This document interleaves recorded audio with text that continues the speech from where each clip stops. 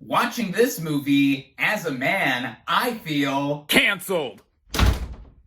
What is up, everybody? Random Man here. I hope everyone out there is continuing to stay safe and be well during this unpredictable time, as I am here bringing you my review for Men.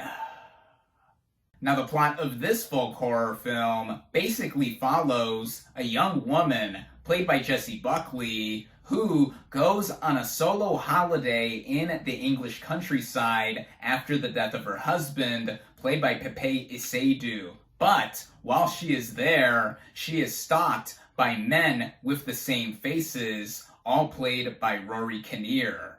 Going into this movie, I did not have a whole lot of interest to see it, but what mainly had me end up doing so was this being the latest feature from its writer/director, Alex Garland. For years, he has been a touted screenwriter in Hollywood and made his feature directorial debut with Ex Machina, one of my absolute favorite movies of 2015. I adore this film. I think it is a modern sci-fi masterpiece. Then his sophomore feature effort, 2018's Annihilation, I also really enjoyed. And now we have Men as the third directorial effort from Alex Garland. And when I saw the trailer for this thing, it did not do a whole lot to grab me in terms of its concept, going with the whole horror angle and it looking like it was going to be preachy with its messages as well. But then I saw the various responses that this movie has been getting, and I thought to myself,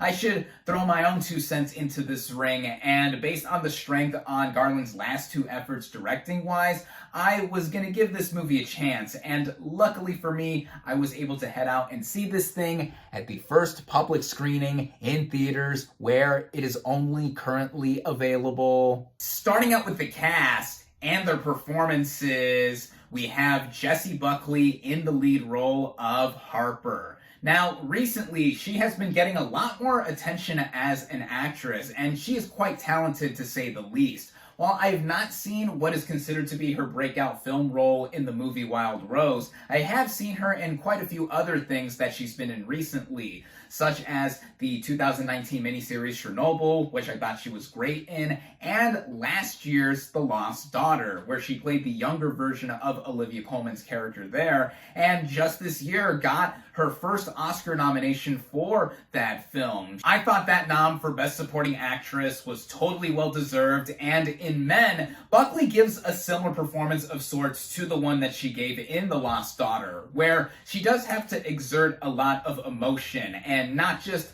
expression in terms of yelling and just being all around intense, but with how her character does feel isolated, feels alone in many ways. In The Lost Daughter, her character felt like she couldn't effectively navigate the struggles of being a young mom, and in Men, she is trying to navigate the situation of dealing with the sudden death of her husband. Buckley is certainly committed to giving yet another bold performance here, and another performer who is committed is Rory Kinnear, playing the aforementioned men with the same faces in this movie. The first of whom is Joffrey, the landlord who owns the property where Harper is staying at, and then the other men that we see in this film. And this shows off the range that Kinnear has as a performer. When we first see Kinnear as Joffrey, he gives off a creepy demeanor that is also friendly at the same time, and he also plays other characters such as a cop, a vicar, and a character who is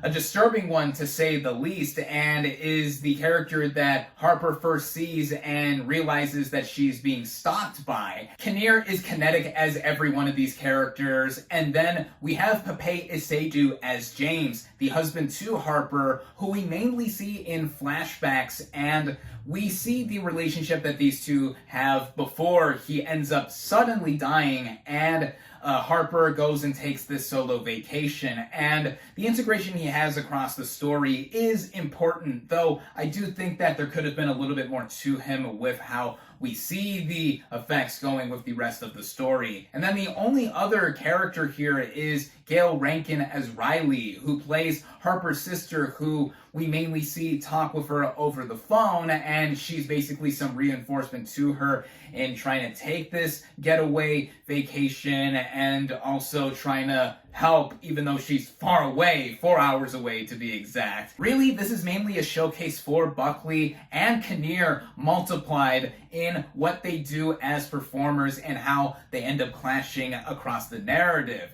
And then, speaking of that narrative, getting into the writing and by extension directing by Alex Garland, this film conceptually looked like a bit of a mashup of his previous two directorial efforts, with this being a smaller scaled kind of story with only a few characters like Ex Machina and taking place a lot of the time outside in the woods in what seems like a sprawling area like Annihilation. And then, like both Ex Machina and Annihilation, there are flourishes of horror all throughout it, though Men really packs on the horror aesthetic. But not at first, though, as Harper settles into her vacation around her, and then it does not take long for her to realize that something is amiss, and she feels like she is being stalked by the titled multiple men with the same faces. And right off the bat, I have to say that on a technical scale, this movie is stunning. And I think that the whole look that the movie was going for was really eye-catching.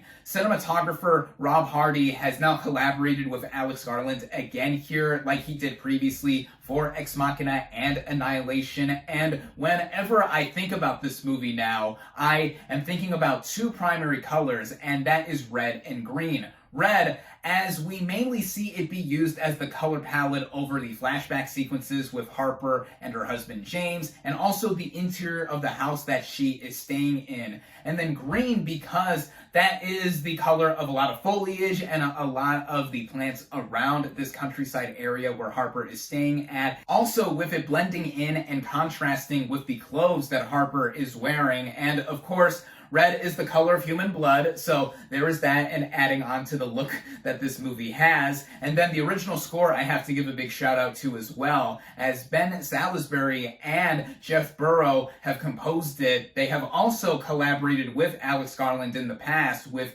their scores for Ex Machina and Annihilation. I loved both of those film scores, and this film I also liked a lot in terms of its music, as one moment in the film has Harper yelling out and echoing into this long tunnel in this English countryside, and that is eventually worked into the bits of the score that involve her voice being echoed, and also the sound design too. This movie, in seeing it on the big screen, really does make a difference with how we hear a lot of details and even intricacies to where the score is integrated, and also adding on to the tension given that this is a horror film. But going back to how this movie is storytelling wise with what Garland does writing and directing, I think that right off the bat it's very clear that this movie is very thematically driven. It has a lot of imagery that is to be interpreted on, and also early with what is presented, there are many allusions to some biblical aspects, like, for example, Harper takes an apple from a nearby tree on this property and eats it, and then Joffrey jokes that, oh, forbidden fruit. Of course, that's a reference to Adam and Eve, and there's a lot of other sprinklings in between that we see either in flashes through edits or just with subtleties in the background of what we see in the frame. It further gives this movie something going for it on a surface level, and I do say this on a surface level because for me, as it kept going and we saw it unravel more and more with how further paranoid Harper is getting, I thought it increasingly got frustrating as well. Now, it would be easy for me to say that I simply did not get what was happening for a lot of this movie, when I thought that I was going to be seeing a movie that was pretentious in some aspects with what it was trying to say with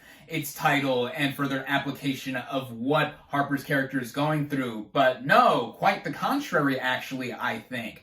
I feel that with the themes that we are given on a basic front, the movie doesn't do that much more with them, and I thought that as it progressed, it felt like it was unsure what it was trying to go for, which after a while made it feel like this movie wasn't going anywhere or doing that much with what it was initially presenting to us. And running at about 100 minutes, I started feeling that running time after about the first hour or so, because I didn't feel like the movie was giving me that much to work with or think about. Until the third act, the MPA gave this movie an R rating, firstly for its grisly imagery, and yeah, there's quite a bit of that to be had here across the narrative, but especially as the movie is trying to wrap itself up, and it gets grotesque. And I feel that it does so in a nonsensical manner. I thought it was both shock value and it trying to be artsy for the sake of being artsy. And it's basically an elongated WTF moment to where I was like, where is it really going? What is it trying to say to me? And I didn't feel like I was getting what the movie was going for. And it felt like it went off the rails narratively.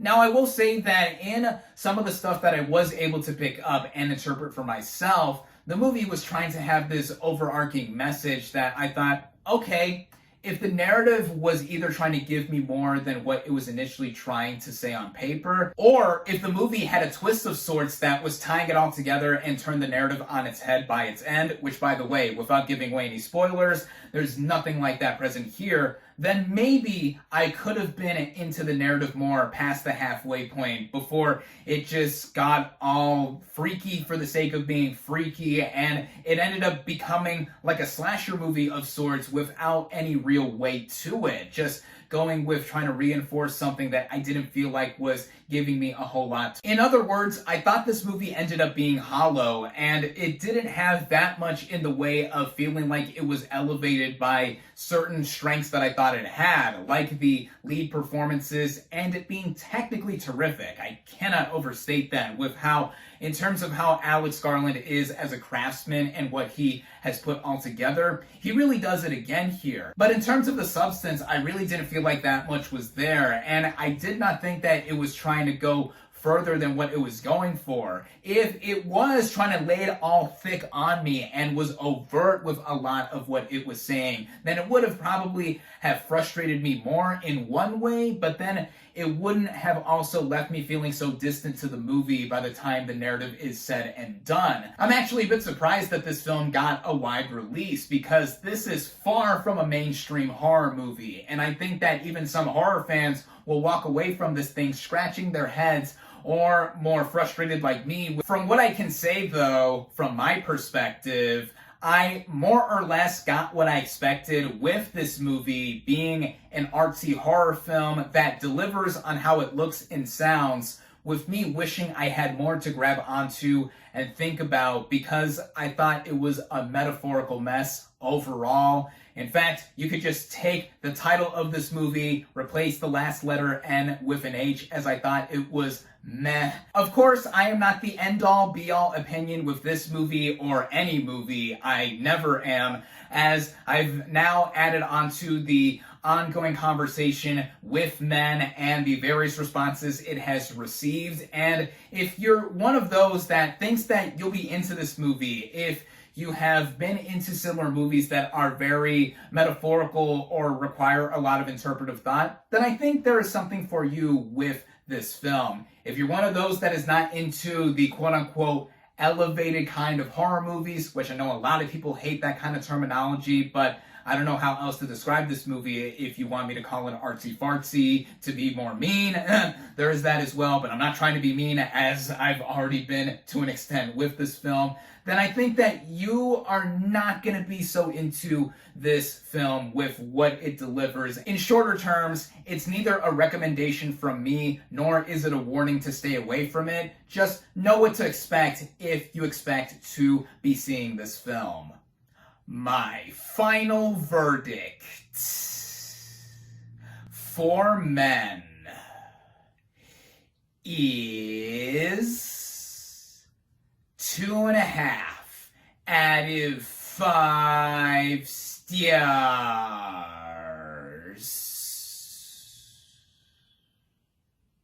Thank you all, as always, for watching. Be sure to like this video, comment on what you thought of men, social media links in the description, subscribe to my channel for more, and I'll catch you on the next movie review.